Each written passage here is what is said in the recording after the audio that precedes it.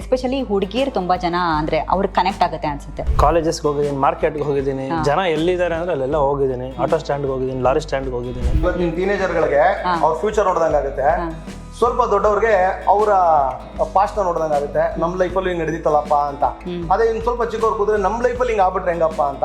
ತುಂಬಾ ದೊಡ್ಡವ್ರಿಗಾದ್ರೆ ನಮ್ಮ ಮಕ್ಕಳ ಬದುಕಲ್ಲಿ ಹಿಂಗೆ ನಡೀತಲ್ಲಪ್ಪ, ನಾವು ಸಣ್ಣವರಿದ್ದಾಗ ಹಿಂಗೆಲ್ಲ ಅನ್ಭವಿಸೋದ್ವಲ್ಲಪ್ಪ. ಹಿಂಗೆ ಪ್ರತಿಯೊಂದು ಏಜ್ನವ್ರಿಗೂ ಫೀಲ್ ಕೊಡುವಂತ ಕಂಟೆಂಟ್ ಇರೋ ಸಿನಿಮಾ ನಮ್ದು.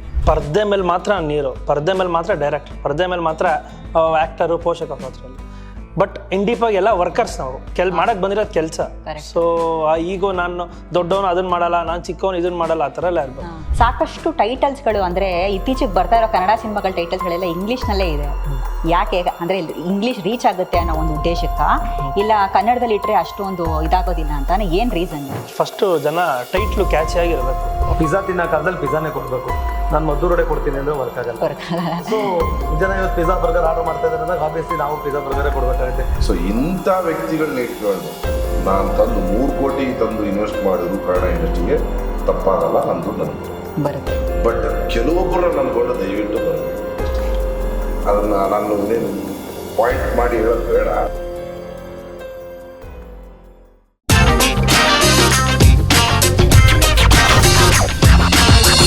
ಹಾಯ್ ಹಲೋ ಎಲ್ರಿಗೂ ನಮಸ್ಕಾರ. ನೀವು ನೋಡ್ತಾ ಇದ್ದೀರಾ ಸೌತ್ ಟಾಕೀಸ್. ನಾನು ಪ್ರಿಯಾ. ವೀಕ್ಷಕರೇ, ಲೈಫ್ ಟುಡೇ ಅನ್ನುವಂಥ ಒಂದು ಸಿನಿಮಾ ರಿಲೀಸ್ ಆಗ್ತಾ ಇದೆ. ಆಗಸ್ಟ್ 6ಕ್ಕೆ ಈ ಸಿನಿಮಾ ರಿಲೀಸ್ ಆಗ್ತಾ ಇದೆ. ಟ್ರೇಲರ್ ನೋಡಿದ್ರೆ ಮೊದಲು ಈ ಸಿನಿಮಾ ಒಂಥರ ಲವ್ ಸ್ಟೋರಿ ಅಂತ ಅನ್ಸುತ್ತೆ. ಆದರೆ ಹೋಗ್ತಾ ಈ ಸಿನಿಮಾ ರಿಲೇಷನ್ಶಿಪ್ ಬಗ್ಗೆ ಅಲ್ಲ, ಇದೊಂಥರ ಡಿಸಿಷನ್ ಬಗ್ಗೆ ಅಂತ ನಮ್ಗೆ ಅನ್ಸುತ್ತೆ. ಸಿನಿಮಾ ತಂಡದವರು ನಾನು ನೋಡ್ಕಿದ್ದಾರೆ, ಬನ್ನಿ ಮಾತನಾಡ್ತಾ ಹೋಗೋಣ.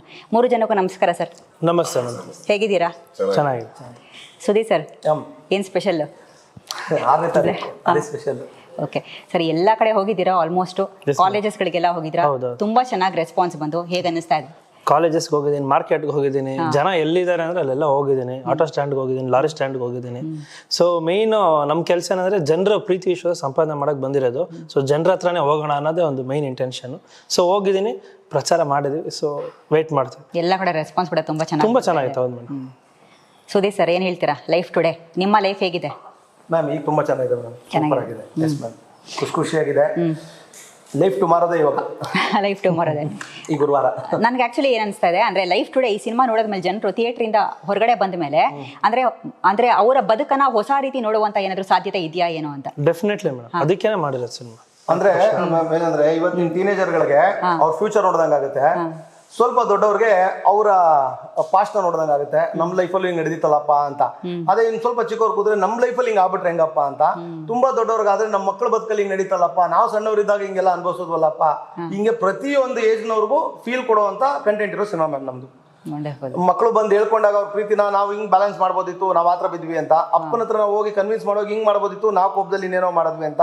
ಹಿಂಗೆ ಎಲ್ಲಾ ವಯಸ್ಕರವರೆಗೂ ರೀಚ್ ಆಗುವಂತ ಕಂಟೆಂಟ್ ಇರೋ ಕಥೆ ಮ್ಯಾಮ್ ನಮ್ದು. ಪ್ರೊಡ್ಯೂಸರ್ ಸರ್, ಏನ್ ಹೇಳ್ತೀರಾ? ನನ್ನ ಕಡೆಯಿಂದ ಏನ್ ಹೇಳಿದ್ರು ಎಲ್ಲ ತುಂಬಾ ಚೆನ್ನಾಗಿ ವರ್ಕ್ ಮಾಡ್ತಾ ಇದ್ದಾರೆ. ಬೇಗನ ಪ್ರೊಡಕ್ಷನ್ಗೋಸ್ಕರ ಹಿರನ್ ಇರ್ಬೋದು, ಸುಧೀರ್ ಇರ್ಬೋದು, ತುಂಬಾ ಎಫೆಕ್ಟ್ ಆಗಿ ವರ್ಕ್ ಮಾಡ್ತಾ ಇದ್ದಾರೆ. ಒಂದು ಒಳ್ಳೆ ಕಂಟೆಂಟ್ ಮೂವಿ ಇದೆ. ನಮ್ಮ ಕನ್ನಡ ಜನತೆ ತುಂಬಾ ಸಂತೋಷವಾಗಿ ಸ್ವೀಕರಿಸ್ತಾರೆ. ಒಂದು ಒಳ್ಳೆ ಚೆನ್ನಾಗಿದೆ. ಅಲ್ಲ, ಇವಾಗ ಕಿರಣ್ ಸರ್ ಹೇಳ್ದಂಗೆ ಪ್ರತಿಯೊಂದು ಜಾಗಕ್ಕೂ ಹೋಗ್ಬಿಟ್ಟು ಪ್ರಮೋಟ್ ಮಾಡ್ತಾರೆ, ಅದೇ ಇಂಪಾರ್ಟೆಂಟ್. ಅಂದ್ರೆ ಒಂದು ಸಿನಿಮಾ ಬರ್ತಾ ಇದೆ ಅಂದ್ರೆ ನಾವು 4 ಗೋಡೆ ಮಧ್ಯದಲ್ಲಿ ಕೂತ್ಕೊಂಡು ನಾವು ಮಾಡಿದ್ರೆ ಯಾರಿಗೂ ಗೊತ್ತಾಗೋದಿಲ್ಲ ಆಬ್ವಿಯಸ್ಲಿ. ಅಂಡ್ ಎಸ್ಪೆಷಲಿ ಹುಡುಗಿಯರು ತುಂಬಾ ಜನ ಅಂದ್ರೆ ಅವ್ರಿಗೆ ಕನೆಕ್ಟ್ ಆಗುತ್ತೆ ಅನ್ಸುತ್ತೆ. ಎಸ್ಪೆಷಲಿ ಇದಕ್ಕೆ ಒಂದು ಹೆಣ್ಣು ಹುಡುಗಿಯ ಒಂದು ಎಮೋಷನ್, ಫೀಲಿಂಗ್ಸ್, ಅವರ ಒಂದು ಲೈಫ್, ಲವ್, ಲೈಫ್ ಟುಡೇ. ಅಂದ್ರೆ ನಾನು ಏನೇ ಪ್ರೊಡ್ಯೂಸರ್, ಒಬ್ಬ ಪ್ರೊಡ್ಯೂಸರ್ ಏನೇ ದುಡ್ಡು ಹಾಕ್ಬೋದು, ಅದಕ್ಕೆ ಎಫೆಕ್ಟಿವ್ ಆಗಿ ವರ್ಕ್ ಮಾಡೋರು ನನ್ನ ಬ್ಯಾಕ್ ಹ್ಯಾಂಡ್ ಇಂದ ವರ್ಕ್ ಮಾಡೋರು ಬೇಕು. ಬಟ್ ಆ ವಿಷಯದಲ್ಲಿ ನಾನು ಕಿರಣ್ಗೆ ರಿಯಲಿ ಥ್ಯಾಂಕ್ಸ್ ಹೇಳ್ತೀನಿ. ಯಾಕಂದ್ರೆ ಆತ ಬಂದ್ಬಿಟ್ಟು ಒಬ್ಬ ಎಲ್ಲಾರು ಅನ್ಕೊಂಡಿರ್ತಾರೆ, ಇವನು ಎಲ್ಲಾದ್ರಾಗ ಇವನೇ ಇನ್ವಾಲ್ವ್ ಆಗ್ತಾನೆ ಅಂತ. ಬಟ್ ಒಂದು ಪ್ರೊಡಕ್ಷನ್ ಹೌಸ್ ನ ಉಳಿಸಿದ್ದು, ನಮ್ಮ ಮೇಘನ ಪ್ರೊಡಕ್ಷನ್ ಉಳಿಸಿರೋದು ಅವನೇ, ಮುಂದೆ ಉಳಿಸಕ್ ಹೋಗೋದು ಅವನೇ. ಅಷ್ಟು ಒಂದು ಈಗೋಟಿಕ್ ಇಲ್ಲ. ಎಲ್ಲಾ ಕಡೆ ಇಳಿದು, ಒಬ್ಬ ಆಟೋದ ಹತ್ರ ಇರ್ಬೋದು, ಸ್ವಿಗ್ಗಿ ಆಟೋದ ಹತ್ರ ಇರ್ಬೋದು, ಎಲ್ಲಾರ್ದಾಗೂ ಇಳಿದು ಏನೋ ಒಂದು ಗೆಲ್ಲಕ್ಕೆ ಅಂತ ಒಂದು ತುಂಬಾ ಎಫೆಕ್ಟಿವ್ ಆಗಿ ವರ್ಕ್ ಮಾಡ್ತಾ ಇದ್ದೀನಿ. ಅದು ಎಷ್ಟು ನಾನು ಆಕ್ಚುಲಿ ಕಿರಣ್ ಸರ್ನ ಮಾತಾಡ್ಸಿ ಎಷ್ಟು ಸರ್ 2 ತಿಂಗಳಾಗಿರ್ಬೋದು 2 ತಿಂಗಳು ಆವಾಗಲೂ ಅಷ್ಟೇ ಸರ್ದು ಇನ್ವಾಲ್ವ್ಮೆಂಟು ಪ್ರತಿಯೊಂದು ಹಂತದಲ್ಲೂ ಕೂಡ ಅದು ತುಂಬಾ ಇಂಪಾರ್ಟೆಂಟ್ ಆಗುತ್ತೆ. ನ್ಯೂ ಕಮರ್ ಅಂತ ಕೆಲವೊಬ್ರು ಅಂದ್ರೆ ಅಷ್ಟಕ್ಕೆ ಸೀಮಿತ ಆಗಿರ್ತಾರೆ. ಬಟ್ ಸರ್ ಅದನ್ನೇ ಹೇಳಕ್ ಬಂದೆ ನಾನು, ನ್ಯೂ ಕಮರ್ ಅಂದ ತಕ್ಷಣ ಏನೋ ಬಂದ್ವಾ ನಮ್ಗೆ ಏನೋ ಇದ್ ಮಾಡಿದ್ವಾ ನಾವು ಆಕ್ಟ್ ಮಾಡಿದ್ವಿ ಓದ್ವಾ ಅಂತಿರ್ತಾರೆ. ಆತ ಹಂಗಿಲ್ಲ, ನಾನು ಗೆಲ್ಲೇಬೇಕು, ಗೆಲ್ಲಿಸ್ಲೇಬೇಕು. ಸ್ಪೆಷಲಿ ನಾನು ಗೆಲ್ಲೋದಲ್ದಲೆ ನನ್ನ ನಂಬ್ಕೊಂಡು ಪ್ರೊಡ್ಯೂಸರ್ ಬಂದಿರ್ತಾರೆ, ಆ ಪ್ರೊಡ್ಯೂಸರ್ಗೆ ಯಾವುದೇ ರೀತಿಯ ನಾನು ಅನ್ಯಾಯ ಮಾಡಬಾರ್ದು.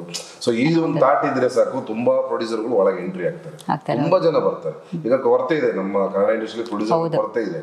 ಸೊ ಈ ತರ ಒಬ್ಬ ಹೀರೋ, ಈ ತರ ಒಬ್ಬ ಆರ್ಟಿಸ್ಟ್ ಸಿಕ್ಬಿಟ್ಟ ಅಂದ್ರೆ ಕಣ್ಣು ಮುಚ್ಕೊಂಡು ಪ್ರೊಡ್ಯೂಸರ್ಗಳು ಬಂದು ಇನ್ವೆಸ್ಟ್ ಮಾಡ್ಬೋದು ನಮ್ಮ ಕನ್ನಡ ಇಂಡಸ್ಟ್ರಿ. ಇದು ಹೆಮ್ಮೆಯಿಂದ ಹೇಳ್ಕೊಂತೀನಿ. ಆಗಿದ್ರೆ ಆಲ್ರೆಡಿ ಲೈನ್ ಅಪ್ ಮಾಡಿದ್ದಾರೆ ಅನ್ಸುತ್ತೆ. ಸುದೀಪ್ ಸರ್ ಇದಾರೆ, ಇಲ್ಲ ಕಿರಣ್ ಸರ್ ಇದಾರೆ. ಸುದೀಪ್ ಸರ್ ಗೊತ್ತಿದೆ, ಆತಂಕ ಗೊತ್ತಿದೆ ಪಾಪ, ಇವ್ನು ಎಷ್ಟು ಎಫೆಕ್ಟ್ ಮಾಡಿದ್ರೆ, ಎಷ್ಟು ಕಷ್ಟ ಪಡ್ತಿದ್ದಾರೆ, ಹೆಂಗ್ ಮಾಡ್ತಾರೆ ಅಂತ ಎಲ್ಲ ಗೊತ್ತಿದೆ. ಮೋಸ್ಟ್ ಆಫ್ ಟೀಮಿಗೆ ಗೊತ್ತಿದೆ. ಒಂದಷ್ಟು ಜನಕ್ಕೆ ಅಸಮಾಧಾನಗಳಿದೆ ಮ್ಯಾಮ್. ನಿಮ್ಗೂ ಈಗ ಗೊತ್ತಿದೆ ಎಲ್ಲದಕ್ಕೂ ಹುಡುಗ ಮಾತಾಡ್ತಾರೆ ಅಂತ. ಎಲ್ಲದಕ್ಕೂ ಇವರೇ ತಾನೇ ಸಂಜೆ ಲೆಕ್ಕ ಕೊಡ್ಬೇಕು ಸರ್ ಬಂದಾಗ. ಸರ್ ಎಲ್ಲರೂ ಕೇಳಲ್ಲ, ಎಲ್ಲಾದ್ರ ಲೆಕ್ಕನೂ ಇವ್ರ ಹತ್ರನೇ ಕೇಳ್ತಾರೆ. ಹಂಗಾಗಿ ಎಲ್ಲದ್ರಲ್ಲೂ ಕಿರಣ್ ಅವ್ರು ಮಾತಾಡ್ಲೇಬೇಕಿತ್ತು. ಕೆಲವ್ರಿಗೆ ಅದು ಅಸಮಾಧಾನಗಳಿದೆ, ಬಟ್ ಓಕೆ, ಮನೆ ಅಂದ್ಮೇಲೆ ಅವೆಲ್ಲ ಇದ್ದೇ ಇರುತ್ತೆ. ಅಲ್ಟಿಮೇಟ್ಲಿ ಸಿನಿಮಾ ಗೆದ್ದ ಮೇಲೆ ಎಲ್ಲರೂ ನಮ್ದು ಅಂತಾರೆ. ಒಂದ್ ಹಳೆ ಗಾದೆ ಇದೆ, ಗೆದ್ದಾಗ ಎಲ್ಲರೂ ತಂದಿರೆ, ಸೋತಾಗ ಒಬ್ರೆ. ಗೆದ್ದಾಗ ಎಲ್ಲರೂ ಜೊತೆಲಿ ಬರ್ತಾರೆ, ಎಲ್ಲಾರು ನಮ್ಮ ಮಗುನೇ ಅನ್ನೋದು. ಸೋತಾಗ ಕೊನೆಯಲ್ಲಿ ನಿಂತ್ಕೊಳ್ಳೋದಾರಲ್ಲಿ ಪ್ರೊಡ್ಯೂಸರ್ಗಳೇ. ಹಂಗಾಗಿ ತೊಂದ್ರೆ ಇಲ್ಲ ಅನ್ಕೊಳ್ಳಿ. ನಾನು ಏನ್ ಬಿಲೀವ್ ಮಾಡ್ತೀನಿ ಅಂದ್ರೆ ಮೇಡಮ್, ಪರ್ದೆ ಮೇಲೆ ಮಾತ್ರ ನೀರು, ಪರ್ದೆ ಮೇಲೆ ಮಾತ್ರ ಡೈರೆಕ್ಟರ್, ಪರ್ದೆ ಮೇಲೆ ಮಾತ್ರ ಆಕ್ಟರು, ಪೋಷಕ ಪಾತ್ರ ಇಲ್ಲ. ಬಟ್ ಇಂಡಿಪಾಗಿ ಎಲ್ಲ ವರ್ಕರ್ಸ್ ನಾವು ಮಾಡಕ್ ಬಂದಿರೋದು ಕೆಲಸ. ಸೊ ಈಗೋ ನಾನು ದೊಡ್ಡವನು ಅದನ್ನ ಮಾಡಲ್ಲ, ನಾನು ಚಿಕ್ಕವನು ಇದನ್ನ ಮಾಡಲ್ಲ, ಆ ಥರ ಎಲ್ಲ ಇರ್ಬೋದು. ಬಂದಿರೋದು ಕೆಲಸ ಮಾಡಕ್ ಎಲ್ಲಾ ಭಾಗಗಳಲ್ಲೂ ಕೆಲಸ ಮಾಡ. ಇವಾಗ ನಮ್ಮ ಮನೆ ಅಂದ್ರೆ ಕಸ ಅಲ್ಲಿ ಬಿದ್ದಿದ್ರೆ ಗುಡಿಸ್ದಿರ ಇರಕ್ಕಾಗತ್ತೆ ಮೇಡಮ್, ಕೆಲ್ಸದವ್ರು ಬರ್ತೀವಿ ಅಂತ ವೆಯ್ಟ್ ಮಾಡಕ್ಕಾಗಲ್ಲ. ಸೊ ಎಲ್ಲಾನು ಮಾಡ್ಬೇಕು. ಅಂದ್ರೆ ಆಕ್ಚುಲಿ ಫಸ್ಟ್ ಆಕ್ಟರ್ ಆಗೋಕ್ಕಿಂತ ಮುಂಚೆ ಟೆಕ್ನಿಷಿಯನ್ ಆಗಿರ್ಬೇಕಂತ. ಅಂದ್ರೆ ಇವಾಗ ಎಸ್ಪೆಷಲಿ ಅಲ್ವಾ ಸರ್, ಸಾಕಷ್ಟು ಜನ ಎಲ್ಲ ಆಸ್ಪೆಕ್ಟ್ಸ್ ಗಳು ತಿಳ್ಕೊಂಡಿರ್ತಾರೆ, ಇನ್ಕ್ಲೂಡಿಂಗ್ ಎಡಿಟಿಂಗ್ ಆಗಿರ್ಬೋದು ಎಲ್ಲವೂ. ಇವಾಗ ಕಥೆನೂ ನಿಮ್ದೆ, ಏನಕ್ಕೆ ಲವ್ ಸ್ಟೋರಿನೇ ಮಾಡ್ಬೇಕು ಅನ್ಕೊಂಡ್ರಿ? ಲವ್ ಸ್ಟೋರಿ ಅನ್ನೋದಕ್ಕಿಂತ ರಿಯಾಲಿಟಿ ಅಂತ ಹೇಳ್ತೀವಿ. ಆ ರಿಯಾಲಿಟಿ ಲವ್, ಲೈಫ್, ದುಡ್ಡು, ಮನಿ, ಮೋಸ, ಎಲ್ಲ ಸ್ವಾರ್ಥ ಎಲ್ಲ ಬರುತ್ತೆ. ಓಕೆ, ಸುದೀಪ್ ಸರ್ ಇದ್ದಿದ್ದ ಕಡೆ ಎಲ್ಲ ಯೂಶಲಿ ಕಾಂಟ್ರವರ್ಸಿಗಳು ಎಲ್ಲ, ಅಂದ್ರೆ ಎಲ್ಲ. ಇವಾಗ ಏನೋ ಇತ್ತೀಚೆಗೆ ಏನಾಗ್ಬಿಟ್ಟಿದೆ ಅಂದ್ರೆ ಸಿಕ್ಕಾಪಡೆ ಅಲರ್ಟ್ ಆಗ್ಬಿಟ್ಟಿದೆ. ನನ್ನ ಜೀವನದಲ್ಲಿ ಕಾಂಟ್ರವರ್ಸಿ ಇಲ್ಲ. ಸುಧೀರ ಕಡೆ ಸಿಕ್ಕಾಪಡೆ ತಮಾಷೆ ಇರುತ್ತೆ, ಕಾಂಟ್ರವರ್ಸಿ ಇಲ್ವೇ ಇಲ್ಲ. ಜನ ನೀವ್ ಹೇಳೋ ಸ್ಟೇಟ್ಮೆಂಟ್ ಗಳಿಗೆ ಮಾಡ್ತಾರೆ ಅಂತ. ಅದನ್ನು ಕಾಂಟ್ರವರ್ಸಿ ಏನಿಲ್ಲ. ನನ್ನ ಸ್ಟೇಟ್ಮೆಂಟ್ ಗಳು ಕರೆಕ್ಟ್ ಆಗಿ ಹೇಳ್ತಾನೆ ಗುರು. ಕರೆಕ್ಟ್ ಆಗಿ ಹೇಳಿಲ್ಲ ಅಂದ್ರೆ ಇಷ್ಟೊತ್ತಿಗೆಲ್ಲ ಬೇರೆ ತರ ಆಗಿರೋದು. ಇಲ್ಲ ಕಾಂಟ್ರವರ್ಸಿ ಇಲ್ವೇ. ಯಾಕೆ ಸರ್ ಸ್ವಲ್ಪ ಸೈಲೆಂಟ್ ಆಗಿದ್ದೀರಾ ಈ ನಡುವೆ? ಇಲ್ಲ ಮ್ಯಾಮ್, ಹಂಗೇನಿಲ್ಲ ಮ್ಯಾಮ್, ಸೈಲೆಂಟ್ ಅಂತಿಲ್ಲ. ಈಗ ನಮ್ಮ ಸಿನಿಮಾ ಪ್ರಮೋಷನ್ ಟೈಮಲ್ಲಿ ಅಷ್ಟೇ ನಾನು ಬಂದಿರೋದು. ನಾನು ಯಾವ್ದೋ ಪಬ್ ಓಪನ್ ಮಾಡ್ತವ್ರೆ, ಸಾಯಂಕಾಲ ಬಂದು 2 ಪೆಗ್ ಗೋಡಿ, ಆ ತರದಕ್ಕೆಲ್ಲ ಇಲ್ಲ. ಹಂಗಾಗಿ ನಾನು ಎಲ್ಲೂ ಕಾಣಿಸ್ಕೊಳ್ಳೋದು. ನನ್ನ ಸಿನಿಮಾ ಪ್ರಮೋಷನ್ ಟೈಮಲ್ಲಿ ನಾನು ಕೆಲಸ ಮಾಡಿದ್ರೆ ಮಾತ್ರ ಬರ್ತೀನಿ. ಅದ್ ಬಿಟ್ಟು ಅಲ್ಲೆಲ್ಲೋ ಫಂಕ್ಷನ್, ಇಲ್ಲೆಲ್ಲೋ ಫಂಕ್ಷನ್, ಅಲ್ಲೇನೋ ಇದು, ಅಲ್ಲಿಗೆ ಬಾ ಇಲ್ಲಿಗೆ ಬಾ, ಅದಕ್ಕೆಲ್ಲ ಇಲ್ಲ ಮ್ಯಾಮ್, ಏನಿಲ್ಲ. ಓಕೆ ಸರ್, ಲೈಫ್ ಟುಡೇ ನಾನು ಇವಾಗ ಆವಾಗಲೇ ಹೇಳಿದೆ, ಅಂದ್ರೆ ನಮಗೆ ನೋಡಿದ ತಕ್ಷಣ ಮೇಲ್ನೋಟಕ್ಕೆ ಒಂಥರ ಲವ್ ಸ್ಟೋರಿ ಅನ್ಸುತ್ತೆ. ಆದ್ರೆ ಹೋಗ್ತಾ ಹೋಗ್ತಾ ಏನನ್ಸುತ್ತೆ, ಇದು ಅಂದ್ರೆ ರಿಲೇಶನ್ಶಿಪ್ ಬಗ್ಗೆ ಎಲ್ಲ, ಒಂದು ಡಿಸಿಷನ್ಸ್ ಬಗ್ಗೆ ನೀವು ಸಿನಿಮಾವನ್ನ ಮಾಡಿದ್ದೀರಾ, ಅದಕ್ಕೆ ಹೆಚ್ಚು ಪ್ರಾಮುಖ್ಯತೆ ಕೊಟ್ಟಿದ್ದೀರಾ ಅಂತ ಅನ್ಸುತ್ತೆ. ಅಂದ್ರೆ ಪ್ರೀತಿ ಕತೆ ಹೇಳಕ್ ಹೊರಟಿದ್ದೀರಾ, ಇಲ್ಲ ಬದುಕಿನ ಬಗ್ಗೆ ಹೇಳೋದಕ್ಕೆ ಹೊರಟಿದ್ದೀರಾ? ಎರಡರದ್ದು ಕಥೆ ಮೇಡಮ್. ಎರಡರದ್ದು. ಬದುಕಲ್ಲಿ ಪ್ರೀತಿ, ಸೊ ಬದುಕಲ್ಲಿ ಮೋಸ, ಬದುಕಲ್ಲಿ ನೋವು, ಮರೆವು ಎಲ್ಲ. ಆಕ್ಚುಲಿ ಒಂದು ವಿಷಯ ಏನಂದ್ರೆ ಮೇಡಮ್, ಸಿನಿಮಾ ರಿಲೀಸ್ ಆದ್ಮೇಲೆ ತುಂಬಾ ಜನ ಟ್ರೈಲರ್ ರಿವ್ಯೂ ಮಾಡಿದ್ರು. 100% ಪರ್ಫೆಕ್ಟ್ ಆಗಿ ರಿವ್ಯೂ ಮಾಡಿದ್ ನೀವೇನೆ. Thank you. ನಾನು ಹೇಳ್ದೆ ನಮ್ಮ ಪ್ರಭುಗೂ, ಏನ್ ಪರ್ಫೆಕ್ಟ್ ಆಗಿ ಮಾಡಿದ್ದಾರೆ ಇವ್ರ ನಿಜವಾದ ಜರ್ನಲಿಸ್ಟ್. ನಂಗೆ ಸಖತ್ ಖುಷಿ ಆಯ್ತು. ನನ್ನ ಮನ್ಸಲ್ಲಿ ಏನ್ ಅನ್ಕೊಂಡ್ ಬರ್ತೀನಿ ಅದನ್ನ ಕ್ಲೀನ್ ಆಗಿ ತಗೊಂಡು ಹೇಳಿದ್ರಿ ನೀವು.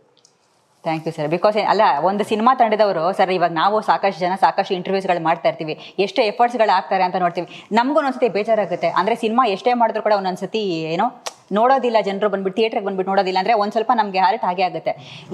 ಇದೇ ಕನ್ನಡ ಸಿನಿಮಾ ಬೈ ಚಾನ್ಸ್ ಮಲಯಾಳಂನಲ್ಲಿ ಬಂದಿದ್ರೆ ಅದನ್ನ ಅಂದ್ರೆ ನಾವ್ ಎಲ್ಲರೂ ಆಕ್ಟರ್ಸ್ಗಳಾಗಿರ್ಬೋದು, ಎಲ್ಲರೂ ಸ್ಟೇಟಸ್ಗಳು ಹಾಕೊಳ್ಳೋದು, ಎಲ್ಲರೂ ಅದ್ರ ಬಗ್ಗೆ ಮಾತಾಡೋದಾಗುತ್ತೆ.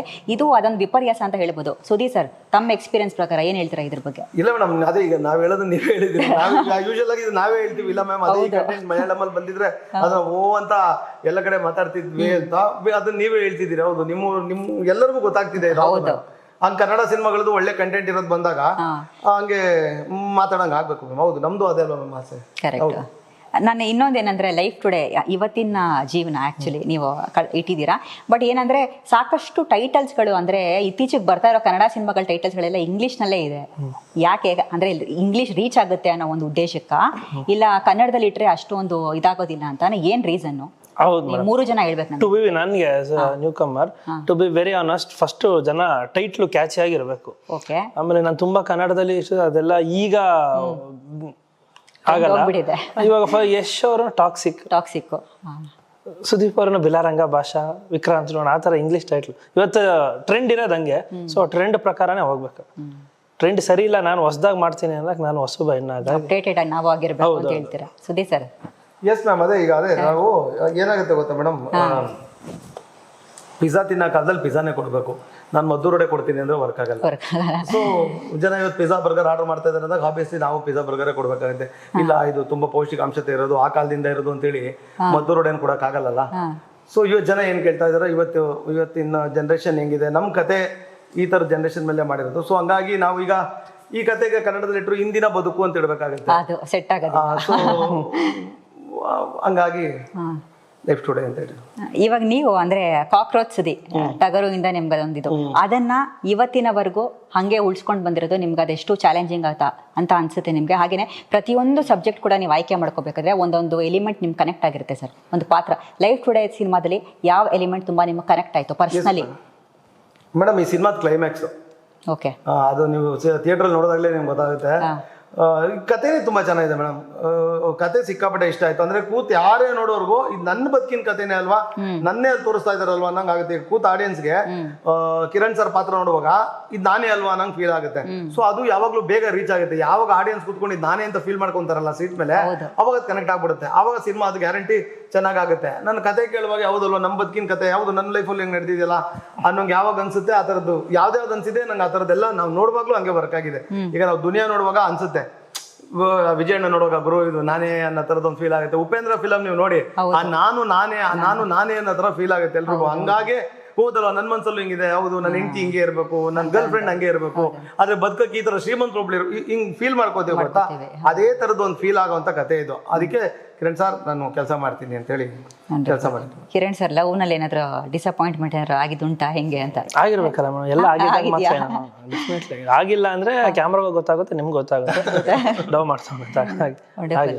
ಇತ್ತೀಚೆಗೆ ಅಂದ್ರೆ ನನ್ನ ಅಬ್ಸರ್ವೇಷನ್ ಏನಂದ್ರೆ ಸಾಕಷ್ಟು ಜನ ಜೆನ್ಜಿ ಗಿಟ್ಸ್ಗಳಿಗೆ ತಗೊಳ್ಳಿ, ಈ ಸ್ಟೋರಿ ಆಕ್ಚುಲಿ ಕನೆಕ್ಟ್ ಆಗುತ್ತೆ. ಲವ್ ತುಂಬಾ ಅಂದ್ರೆ ಈಸಿಯಾಗಿ ಮಾಡಿಬಿಡ್ತಾರೆ, ಆದ್ರೆ ಆ ಒಂದು ರಿಲೇಶನ್ಶಿಪ್ನ ಉಳಿಸ್ಕೊಳ್ಳೋದು ತುಂಬಾ ಕಷ್ಟ, ಅದು ಎಲ್ರಿಗೂ ಬರೋದಿಲ್ಲ. ಸೊ ಈ ಒಂದು ಅಂದ್ರೆ ಮೇನ್ ಕಾನ್ಫ್ಲಿಕ್ಟ್ ಅದೇ ಆಗಿರುತ್ತಾ ಹೇಗೆ ಅಂತ ಈ ಸ್ಟೋರಿನಲ್ಲಿ, ಕಥೆನಲ್ಲಿ? One of the main plot ಅಂತ one of the main plot. One of the main plot. ನಾವೆಲ್ಲ ಒಂದ್ ಸ್ವಲ್ಪ ಬಚಾವಾಗಿದ್ದೀವಿ ಅನ್ಸುತ್ತೆ ಸರ್. ಯಾಕಂದ್ರೆ ಜೆನ್ಸಿ ಅಂದ್ರೆ ಏನಂದ್ರೆ ಒಂದ್ ಕಡೆ ಏನಂದ್ರೆ ಜೆನ್ಸಿಗಳೇ ನಿರ್ಧಾರಗಳು ಹೆಂಗ್ ತಗೋತಾ ಇದ್ದಾರೆ ಅಂದ್ರೆ ಈ ಬಿ ಪಕ್ಕಿನ ಇದಕ್ಕೆ ಮಾಡೋ ಹಂತಕ್ಕೆ ಹೋಗ್ತಿದ್ದಾರೆ. ಹುಡುಗಿರು ಆಗಿರ್ಬೋದು ಹುಡುಗರು ಆಗಿರ್ಬೋದು ಸಿಕ್ಕಾಪಟ್ಟೆ ನೋಡ್ತಾ ಇದ್ದೀವಿ. ಏನ್ ಹೇಳ್ತೀರಾ ಪ್ರೀತಿ ಬಗ್ಗೆ ನೀವು? ಪ್ರೀತಿಲಿ ಮುಂಚೆ ಮೋಸ ಮಾಡ್ತಾ ಇದ್ರೆ ಈಗ ಕೊಲೆ ಮಾಡ್ತಾ ಇದ್ದಾರೆ. ಅದನ್ನ ಸರಿ ಮಾಡೋದು ಸರ್? ಮೇಡಮ್ ಅಂದ್ರೆ ನನಗೀಗ ಅನ್ಸೋದು ತುಂಬಾ ಈಸಿಯಾಗಿ ಸಿಗ್ತಾ ಇದೆ ಅದು. ಇವಾಗ ನಮ್ಗೆ ಯಾವ್ದು ಈಸಿಯಾಗಿ ಸಿಗೋದ್ರ ಮೇಲೆ ನಮ್ಗೆ ಅಷ್ಟೊಂದು ಒಲವು ಪ್ರೀತಿ ಇರಲ್ಲ. ಈಗ ನೀವು ಹೇಳ್ದಂಗೆ ಲವ್ ಮಾಡುವಾಗ ಅವ್ರ ಮನೆದು ಒಂದು ಲ್ಯಾಂಡ್ ಲೈನ್ ನಂಬರ್ ಇಸ್ಕೊಳ್ಳೋದಕ್ಕೆ ತುಂಬಾ ದಿನ ಆಗ್ಬಿಟ್ಟಿರೋದು. ಹೋಗಿ ಹೆಂಗ ಹಾಯ್ ಅನ್ನು ಒಂದ್ಸತಿ ಹಿಂಗ ಅನ್ನಕ್ಕೂ ಭಯ ಆಗೋದು. ಬಿಕಾಸ್ ರೋಡಲ್ಲೇ ಮಾತಾಡ್ಸ್ಬೇಕಿತ್ತು, ರೋಡಲ್ಲೇ ನೋಡ್ಬೇಕಿತ್ತು. ಹಂಗಿತ್ತು. ಇವತ್ತೇನಿಲ್ಲ ಮ್ಯಾಮ್, ಇನ್ಸ್ಟಾಗ್ರಾಮ್ ಅಲ್ಲಿ ಸುಮ್ಮನೆ ಅವ್ರ ಹೆಸರು ಗೊತ್ತಿದ್ರೆ ಸಾಕು, ಒಂದು ಹಾಯ್ ಕಳಿಸ್ಬಿಟ್ರೆ ಅಲ್ಲಿಂದ ಹಾಯ್ ಬಂದ್ಬಿಟ್ರೆ ಕನೆಕ್ಟ್ ಆಗ್ಬಿಡುತ್ತೆ. 8ನೇ ಮೆಸೇಜ್ಗೆ ನಂಬರ್ ಎಕ್ಸ್ಚೇಂಜ್ ಆಗ್ಬಿಡುತ್ತೆ. ಸೊ ಅದು ತುಂಬಾ ಈಸಿಯಾಗಿ ಸಿಗ್ತಿದ್ದಿಲ್ಲ, ಹಾಗಾಗಿ ಈಸಿಯಾಗಿ ಕಳ್ಕೊತಿದ್ದಾರೆ. ತುಂಬಾ ಕಷ್ಟ ಬಿದ್ದು ಅವಾಗ ಪಡ್ಕೋತಿದ್ವಿ ಗೊತ್ತಾ, ಒಂದು ನಂಬರು, ಅವ್ರ ಹೆಸರು, ಅವ್ರೊಂದು ಸ್ಮೈಲು, ಇದನ್ನ ಪಡ್ಕೊಳ್ಳೋದು ತುಂಬಾ ಕಷ್ಟ ಆಗೋದು. ಆಗ ಈಗ 8ನೇ ಮೆಸೇಜ್ ಅಲ್ಲಿ ಅಲ್ಲೇ ಎಮೋಜನ್ ಸ್ಮೈಲ್ ಬರ್ತಾ ಇರುತ್ತೆ. ಆಗ ನಮ್ ರಿಯಾಕ್ಷನ್ ಅವಳು ನಗ್ತಾಳ ಮಗ ಅಂತ ಪಕ್ಕದಲ್ಲಿ. ಸೊ ಇದು ತುಂಬಾ ಈಸಿಯಾಗಿ ಸಿಗ್ತಿದೆ, ಹಂಗಾಗಿ ತುಂಬಾ ಈಸಿಯಾಗಿ ಕಳ್ಕೊತಿದ್ದಾರೆ. ಅದ್ರದ್ದು ಆ ಸ್ಟ್ರೆಂತ್ ಗೊತ್ತಾಗ್ತಿಲ್ಲ ಅಂತ ಅನ್ಸುತ್ತೆ. ನಾನು ನೀವು ಕಷ್ಟಪಟ್ಟು ಪಡ್ಕೊಂಡ್ರ, ತುಂಬಾ ಕಷ್ಟ ಬಿದ್ದು ಉಳಿಸ್ಕೊಂಡಿದ್ದೀನಿ. ಕಷ್ಟಪಟ್ಟು ಉಳಿಸ್ಕೊಂಡಿದ್ದೀರಾ? ಹೌದು, ನಾನು ಲವ್ ಮ್ಯಾರೇಜ್ ಹಂಗಾಗಿ. Okay wonderful. ಅಲ್ಲ ಆವಾಗಿನವರ ಆಕ್ಚುಲಿ ಒಂಥರ ಬೆಟರ್ ಅಂತ ಅನ್ಸುತ್ತೆ ಇವಾಗ ಕಂಪೇರ್ ಮಾಡೋದು. ಹಂಗಿತ್ತು ಮ್ಯಾಮ್. ಯಾವುದೇ ವಿಚಾರಗಳಾಗ್ಲಿ ಯಾವುದೇ ವಸ್ತುಗಳಾಗ್ಲಿ ನಿಮ್ಗೆ ತುಂಬಾ ಈಸಿಯಾಗಿ ಸಿಗೋದ್ರ ಮೇಲೆ ನಿಮ್ಗೆ ಅದು ಅಷ್ಟು ಫೀಲ್ ಇರಲ್ಲ ಮ್ಯಾಮ್. ಈಗ ನಾನು ಚಿಕ್ಕವನಿರ್ಬೇಕಾದ್ರೆ ನಾನು ಎಲ್ಲವನ್ನೂ ಒಂದು ಸೈಕಲ್ ತಗೋಬೇಕಾದ್ರೆ ನಾನೇ ಕೆಲಸ ಮಾಡಿ ತುಂಬಾ ಕಷ್ಟ ಬಿದ್ದು ತಗೊಂಡಿದ್ದು. ಸೊ ನನಗೆ ಮಾತ್ರ ಅದು ಆಚೆ ನಿಲ್ಸಿರೋ 100 ಸತಿ ನೋಡ್ತಿದ್ದೆ, ಯಾರು ಎತ್ಕೋಬಿಟ್ಟಾರೋ ಅನ್ಕೊಂಡು. ಅವಾಗ ಕಾಲೇಜಿಂದ ಬಂದ್ರು ವಾಶ್ರೂಮ್ ಏನತ್ರ ಬಂದು ಸೈಕಲ್ ಹೊಡ್ಕೊಂಡ್ ಬರ್ತಿದ್ದೆ. ನನ್ನ ಮಗನ್ಗೆ ಆ ಥರದ್ದು ಇರೋದೇ ಇಲ್ಲ. ಈಗ ಅವ್ನಿಗೆ ಅಪ್ಪ ಸೈಕಲ್ ಅಂದ್ರೆ 3-4 ಸೈಕಲ್ ಇದೆ ನಮ್ಮಲ್ಲಿ. ಸೊ ಅವನಿಗೆ ಅದ್ರದ್ದು ಅಷ್ಟು ನನಗೆ ಅರ್ಥ ಆಗೋ ಅಷ್ಟು ಆಳವಾಗಿ ಅವ್ನಿಗೆ ಗೊತ್ತಾಗಲ್ಲ. ಹಂಗೆ ಆಗಿದೆ ಇವತ್ತಿನ ಪ್ರೀತಿ ವಿಷಯದಲ್ಲಿ. ಅದು ತುಂಬಾ ಈಸಿಯಾಗಿ ಸಿಗ್ತಿದೆಲ್ಲ. ಸೊ ಅದ್ರದ್ದು ಆಳ, ಅದ್ರ ಅಳತೆ, ಅದ್ರದ್ದು ಮಹಿಮೆ ಅಥವಾ ಅದು ಅರ್ಥ ಆಗ್ತಿಲ್ಲ ಅಂತ. ವ್ಯಾಲ್ಯೂ ಈಸಿಯಾಗಿ ವ್ಯಾಲ್ಯೂ ಇಲ್ಲ. ಓಕೆ, ಇವಾಗ ನಿಮ್ಮ ಪಾತ್ರ ಹೀರೋ ಎಲಿವೇಶನ್ ಕಡಿಮೆ ಇದೆ ಲೈಫ್ ಟುಡೇ ಪಾತ್ರದಲ್ಲಿ. ಹ್ಯೂಮನ್ ಎಮೋಷನ್ಸ್ಗಳಿಗೆ ಹೆಚ್ಚು ಪ್ರಾಮಿನೆನ್ಸ್ ಕೊಟ್ಟಿದ್ದೀರಾ. ಅಂದ್ರೆ ಇವಾಗ ಆಕ್ಟರ್ ಆಗಿ ಈ ರೀತಿ ಚಾಲೆಂಜ್ ಫೇಸ್ ಮಾಡೋದು ನಿಮ್ಗೆ ಎಷ್ಟು ಇದಾಗಿತ್ತು ಅಂತ? ಹೌದು ಮೇಡಮ್, ಅದೇ ಏನಾದ್ರು ಒಂದು ಡಿಫ್ರೆಂಟ್ ಆಗಿ ಆಮೇಲೆ ರಿಸ್ಕ್ ತಗೊಂಡ್ ಮಾಡಿದಾಗಲ್ಲ ಏನಾದ್ರು ಸಾಧ್ಯ. ಸೊ ಹಂಗಾಗಿ ಜಾಸ್ತಿ ಎಮೋಷನ್ಸ್ ಮೇಲಿದೆ. ತುಂಬಾ ಡೈಲಾಗ್ಸ್ ನಾನು ಅನ್ನೋದೇ ಇಲ್ಲ ಇಲ್ಲಿ. ಹ್ಯೂಮನ್ ಎಮೋಷನ್ಸ್ ತುಂಬಾ ಜಾಸ್ತಿ ಆಗಿದೆ. ಅದಕ್ಕೆ ಹೆಂಗ್ ವರ್ಕ್ ಮಾಡಿದ್ರಿ sir? Home work preparations usually ಅಂದ್ರೆ ಇವಾಗ ಏನೋ ನಾರ್ಮಲ್ ಆಗಿ ಬಾಡಿ ಬಿಲ್ಡ್ ಮಾಡಬೇಕು ಅಂದ್ರೆ ಜಿಮ್ಗೆ ಹೋಗೋದು ಅದು ಇದು ಎಲ್ಲ, ಬಟ್ ಹ್ಯೂಮನ್ ಎಮೋಷನ್ಸ್ ಅಂತ ಬಂದಾಗ ಅದಕ್ಕೆ ಯೂಶಲಿ ವರ್ಕ್ ಮಾಡಿರ್ಬೇಕಲ್ವಾ, ಅದಕ್ಕೆ ಕೇಳ್ತೀನಿ. ನನಗೆ ಅದು ಕತೆ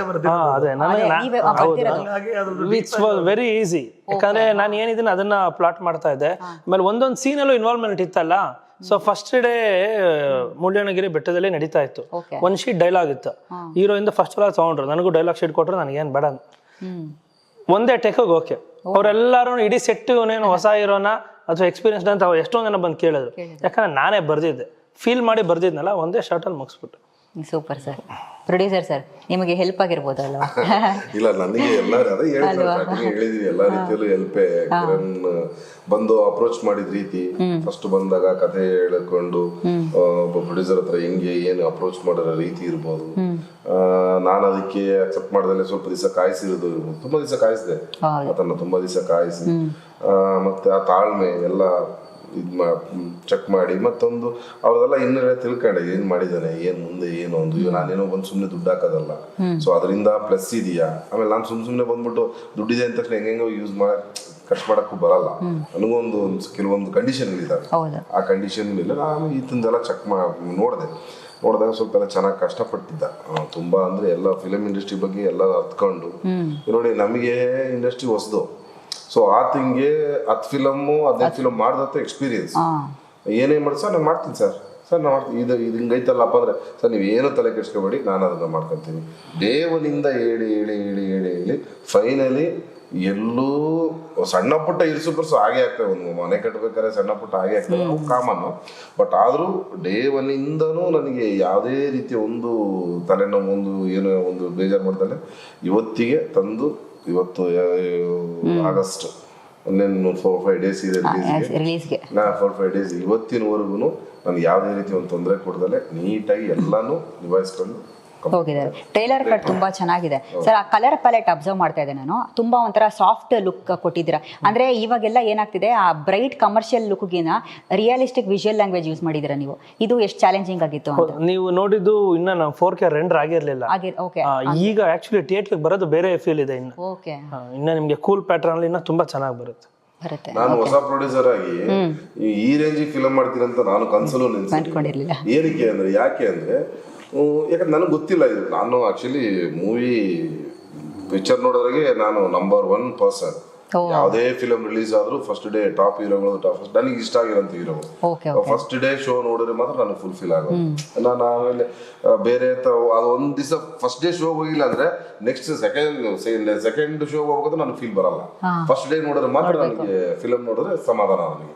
ಆ ತರದಲ್ಲಿ ನೋಡ್ತಾ ಇದ್ದೆ. ಇವಾಗೆಲ್ಲ ಮೊದ್ಲೆಲ್ಲ ನಮ್ಗೆ ಗೊತ್ತಿರೋ ಪ್ರಕಾರ 10:30ಗೆ ಶೋ ಇರ್ತದೆ, ಇವಾಗೆಲ್ಲ 6 ಗಂಟೆಗೆ ಶೋ ಸ್ಟಾರ್ಟ್ ಆಗಿದೆ ಬೆಳಗಿನ ಜಾವ. ಸೊ ಆ ತರ ಎಲ್ಲ ಬಂದಾಗ ಈತ ಒಬ್ಬ ಹೀರೋ ಆಗಿ ಬೇರೆ ಲೆವೆಲ್ಗೆ ನೋಡ್ಕೊಂಡು ಬೇರೆ ಲೆವೆಲ್ಗೆ ಸ್ಟ್ರಗಲ್ ಮಾಡ್ಕೊಂಡು, ಸೊ ಇದೆಲ್ಲ ನಾನು ನಾಟ್ ಇಮ್ಯಾಜಿನ್ ಮಾಡ್ಕೊಳ್ಳೋದಕ್ಕಾಗಲ್ಲ ಅಂತ ಕಷ್ಟ.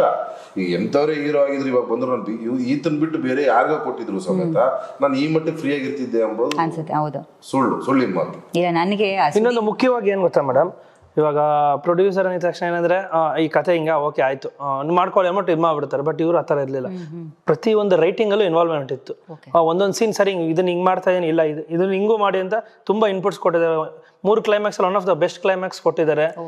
ಸೊ ಒಂದೊಂದು ಮ್ಯೂಸಿಕ್ ಒಂದು ಸ್ಯಾಂಪಲ್ ಕಳ್ಸಿದ್ದಾನೆ, ಇಲ್ಲ ಇದನ್ನ ಹಿಂಗ್ ಮಾಡೋಣ ಅವ್ರೊಂದು ಎಕ್ಸ್ಪೀರಿಯನ್ಸ್ ಅಲ್ಲಿ. ಸೊ ಈ ತರ ಇನ್ ಡೆಪ್ತ್ ಅಲ್ಲಿ ಕುತ್ಕೊಂಡು ವರ್ಕ್ ಮಾಡಿದ್ರು. ಹೌದು ಸರ್, ಶ್ರೀಧರ್ ವಿ ಸಂಭ್ರಮ್ ಅವ್ರ ಮ್ಯೂಸಿಕ್ ಕೂಡ ಒಂಥರ ಕ್ಯಾರೆಕ್ಟರ್ ತರ ಪ್ಲೇ ಮಾಡುತ್ತೆ ಈ ಸಿನಿಮಾದಲ್ಲಿ. ಅದು ನಮ್ಗೆ ತುಂಬಾ ಪ್ಲಸ್ ಅನ್ಸುತ್ತೆ. ಎಸ್ಪೆಷಲಿ ಎಲ್ಲಾ ಸಾಂಗ್ಸ್ ಗಳು ನಾವು ಕೇಳ್ತಿದ್ರೆ. ಅದೇ ನಿಮ್ 3 ಜನಕ್ಕೆ ಯಾವ ಸಾಂಗ್ ತುಂಬಾ ಫೇವರೇಟ್? ನನ್ಗೆ ನೀನೇ ಹಾಡಿದ್ರಾ ನಿಮ್ ವೈಫ್ಗೆ? ಈ ಗಂಟಲಲ್ಲಿ ಹಾಡ್ಬಿಟ್ರೆ ನೀನ್ ಮಾತ್ರ ಹಾಡ್ಬೇಡ. ನನಗೆ ಕೇಳಕ್ ತುಂಬಾ ಇಷ್ಟ ಮೇಡಮ್. ತುಂಬಾ ಇಷ್ಟ ಅಲ್ಲ, ಆ ಸಾಂಗ್ ತುಂಬಾ ಚೆನ್ನಾಗಿ ಅದೊಂದು ಸ್ಟೆಪ್ಪು, ಅದು ಸಿನಿಮಾಟೋಗ್ರಫಿ ಅದೆಲ್ಲ ಅಲ್ಟಿಮೇಟ್. ಇವರಿಬ್ಬರದು ಆ ಕೆಮಿಸ್ಟ್ರಿ ಅದೆಲ್ಲ ತುಂಬಾ ಚೆನ್ನಾಗಿ ವರ್ಕ್ ಆಗಿದೆ. ಕಿರಣ್ ಸರ್ದು ಮತ್ತೆ ಲೇಖಾ ಮೇಡಮ್ದು.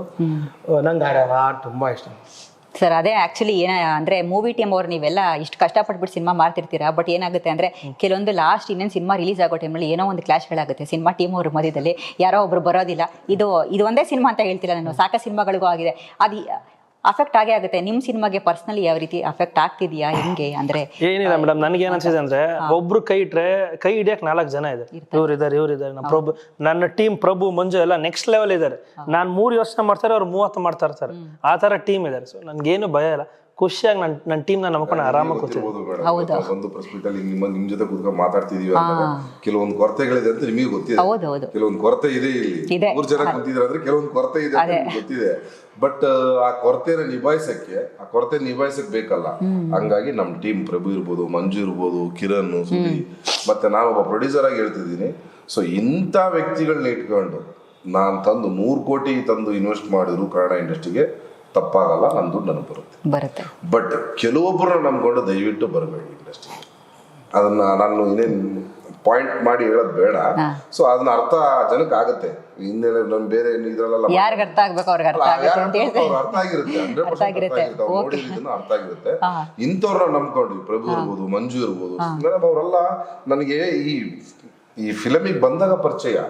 ಸ್ವಂತ ಒಂದು ಅಣ್ಣ ಅನ್ಕೊಂಡು ಸ್ವಂತ ಅಣ್ಣನ ತರ ಬಂದ್ಬಿಟ್ಟು ನಮ್ಮ ಮನೆದಣ ನಾವು ಮಾಡೋಣ. ನಮ್ಮ ಪ್ರಭು ದಿನ ಬೆಳಗಾದ್ರೆ ಓಡ್ ಬರೋದು, ಸರ್ ಹಿಂಗೆ ಹಿಂಗೆ ಅದಂಗೆ ಮಂಜು ಟೋಟಲ್ ಕರ್ನಾಟಕ ಕರ್ನಾಟಕಕ್ಕೆ ನಾವು ಹೋಗಿ ಅದಕ್ಕೆ ತಕ್ಕಂತೆ ಸುದಿ ಸಾರ್ ನೀವು ಬರ್ರಿ ಸರ್, ನೀವು ಏನ್ ತಲೆ ಕೆಡ್ಸ್ಕೊಬೇಡಿ ಆತ ಫಸ್ಟ್ ಪರಿಚಯ ನನಗೆ. ಸೊ ಈ ತರ ಬಂದ್ರೆ ಒಬ್ಬ ಪ್ರೊಡ್ಯೂಸರು ಎಲ್ಲಿದ್ರು ಓಡ್ ಬರ್ತಾರೆ ಅವ್ರ ಹತ್ರ. ಆತ ಈಸಿ ಒಂದು 100-150 ಪಿಕ್ಚರ್ ಮಾಡಿದ್ರೆ ಅಲ್ಲ ಸುದೀಪ್ ಸರ್ದು, ಅದಕ್ಕೆ ಅಷ್ಟು ಸಿನಿಮಾ ಮಾಡಿದ್ರು, ಅಷ್ಟು ಗ್ರೌಂಡೆಡ್ ಆಗಿ ಪಾಪ ಎಲ್ಲಾರ ಜೊತೆ ಬೆರ್ತ್ಕೊಂಡು ನಮ್ಮ ಹೊಸ ಪ್ರೊಡ್ಯೂಸರ್ ಹೊಸ ಹೀರೋ ಜೊತೆ ಇನ್ವಾಲ್ವ್ ಆಗಿ ಮಾಡ್ತಿದಾರಲ್ಲ, ಅದು ಗ್ರೇಟ್ಫುಲ್ ಅಲ್ವಾ? ಈಗ ಯಾರೋ ಹಳಬ್ರು ಟಾಪ್ ಹೀರೋ ಜೊತೆ ಹೋಗಿ ಮಾಡ್ಲೇಬೇಕು, ಯಾಕಂದ್ರೆ ಅವ್ರು ಹಳಬ್ರು ಎಲ್ಲಪ್ಪ ಸೀನಿಯರ್ ನಾವು ಹೋಗಿಲ್ಲ ಅಂದ್ರೆ ಏನೋ ಒಂದ್ ಅಂತಾರೆ. ಮತ್ತೊಂದು ನೀ ನಮ್ಮ ಹೊಸಬ್ರ ಜೊತೆಗೆ ಹೊಸ ಪ್ರೊಡ್ಯೂಸರ್ ಆದ್ರೆ ನಮ್ದೆಲ್ಲ ಆಗಿದೆಯಪ್ಪ, ನಾನು ಆಕ್ಟ್ ಮಾಡಿದ್ದೀನಿ, ಇಲ್ಲಿಗೆಲ್ಲ ನಾನೇ ಬರ್ಬೇಕು ಅಂಬೋ ಇವಾಗ ಆಲ್ರೆಡಿ ಇದ್ದವರೇ ಬರ್ತಾ ಇಲ್ಲ. ಹೇಳ್ಬೇಕಾಗಿದ್ದೇನಿದೆ, ಇದ್ದವರೇ ಬರ್ತಾ ಇಲ್ಲ. ಸೊ ಅಂತದ್ರಲ್ಲೂ ಎಲ್ಲಾ ಕಡೆ ಪ್ರಮೋಷನ್ ಹೋಗಿದ್ರೆ, ಎಲ್ಲಾ ಕಡೆ up to Karnataka entire tour ಮಾಡಿದ್ದಾರೆ ಅವ್ರು ಬಂದು. ಸೊ ಈತ ಕಿರಣ್ ಇರ್ಬೋದು, ಈತನು ನಾನು ಹೀರೋ ಎಂಬ ಅಹಂಕಾರದಿಂದ ಇದ್ದಿಲ್ಲ, ಎಲ್ಲಾ ಕಡೆಗೂ ನಾನು ಹೋಗ್ತೀನಿ ಅಂತ ಎಲ್ಲಾ ಕಡೆಗೂ ಬಂದು ಮಾಡಿದ್ದೇನೆ. ಅದಕ್ಕೆ ತಕ್ಕಂತೆ ಪ್ರಭು, ಮಂಜು, ಮತ್ತೆ ಇನ್ನೊಂದು ಯಾರಪ್ಪ ಟೀಮೇ. ಸೊ ನೋಡ್ತಿದ್ದೀರಾ, ಅದಕ್ಕೆ ಈ ಕತೆಗೆ ಇನ್ವಾಲ್ವ್ ಆಗಿರೋರೇ ಬೇರೆ, ಬಟ್ ನಮ್ ಟೀಮ್ ಇನ್ವಾಲ್ವ್ ಆಗಿ ಕಷ್ಟ ಪಡ್ತಿರೋದೇ ಬೇರೆ. ಸೊ ಈ ತರ ಟೀಮ್ಗಳಿದ್ದಾಗ ದಯವಿಟ್ಟು ಧಾರಾವಾಳವಾಗಿ ಪ್ರೊಡ್ಯೂಸರ್ಗಳು ಇಂಟ್ರೆಸ್ಟ್ ಆಗಿ ಧೈರ್ಯ ಬಂದ್ ಮಾಡ್ಬೋದು ಅಂತ. ಇನ್ನೊಂದು ಹೊಸ ವಿಷಯ ಅಂದ್ರೆ ಇಬ್ಬರದು ದೊಡ್ಡತನ. ಸರ್ ಫೋನ್ ಮಾಡೋರು ಡೈಲಿ, ಸೊ ಸುದೀಪ್ ಸರ್ ಇದ್ರ ಅವ್ರಿಗೆ ನೆಕ್ಸ್ಟ್ ಆ ಊರಿಗೆ ಹೋಗ್ತಾ ಇದ್ರ, ಅವ್ರಿಗೆ ಅದೇ ಯಾವ್ದು ಕಮ್ಮಿ ಆಗ್ಬಾರ್ದು, ಹಂಗೆ ಹೋಟ್ಲ್ ಕೊಡಿ, ಅವ್ರಿಗೆ ಏನ್ ಬೇಕು ಎಲ್ಲ ಕೊಡಿ ಅಂತ. ಅವ್ರು ಇವರು ಸರ್ ಇಷ್ಟೆಲ್ಲ ಬೇಡ ಸರ್, ನಾರ್ಮಲ್ ಆಗಿರೋಣ, ಯಾಕೆ ಸರ್ ಬೇಡ ಸರ್. ಇಬ್ರು ದೊಡ್ಡತನ ನನಗೆ ಖುಷಿ. ಅದು ನೋಡ್ಕೊಳ್ಳೇಬೇಕಲ್ಲ ಮೇಡಮ್. ಈಗ ಅಷ್ಟೊಂದು ಇಂಪಾರ್ಟೆಂಟ್ ಆಗಿ ನಮಗ್ ಕೊಟ್ಟಾಗ ನಾನು ಅವ್ರಿಗೆ ಅಷ್ಟು ಇಂಪಾರ್ಟೆಂಟ್ ಕೊಡೋದು ನನ್ನ ಕರ್ತವ್ಯ. ಪ್ರೊಡ್ಯೂಸರ್ ಆಗಿರೋ ನನ್ನ ಕರ್ತವ್ಯ. ನಾನು ಬಂದಿದ್ದಾರೆ ಬಿಡಪ್ಪ, ಅವರು ಆಕ್ಟ್ ಮಾಡಿದ್ದಾರೆ ಅಂದ ತಕ್ಷಣ ಕೊಡಪ್ಪ ಅಂಬೋದಿಲ್ಲ. ನನ್ನ ಒಂದು ಇದು ಕಷ್ಟ ಎಲ್ಲದರಲ್ಲೂ ಸ್ಪಂದಿಸ್ತಿದಾರಲ್ಲ, ಅದಕ್ಕೆ ನಾನು ಸ್ಪಂದಿಸ್ಬೇಕು, ಅದು ನನ್ನತನ.